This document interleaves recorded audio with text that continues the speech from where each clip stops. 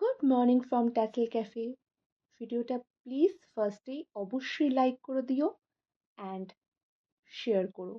Share করলে আমারও খুব ভালো লাগবে, পরের ভিডিও বানানোর জন্য কিছুটা উৎসাহ পাই, এটুকুই। যারা রোজ ভিডিও ফলো করো তারা প্লিজ প্লিজ ভিডিওগুলো শেয়ার করো। এবার আসি আজকের সাবজেক্টের কথায়।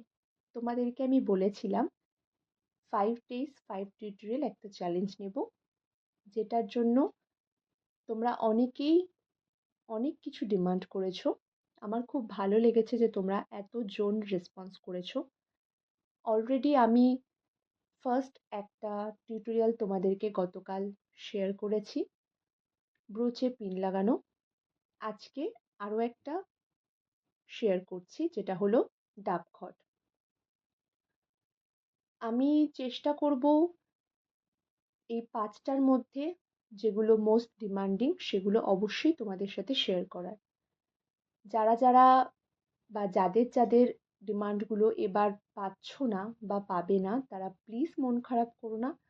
আমি নেক্সট টাইম আবারও তোমাদের জন্য টিউটোরিয়ালগুলো নিয়ে আসবো। ভিডিওগুলো ফলো করতে থেকো। ডাবখটটা খুব ছোট্ট একটা বেশ মিষ্টি জিনিস। অনেক পুজোর সময় তোমরা এই থিমগুলো ইউজ করতে পারবে।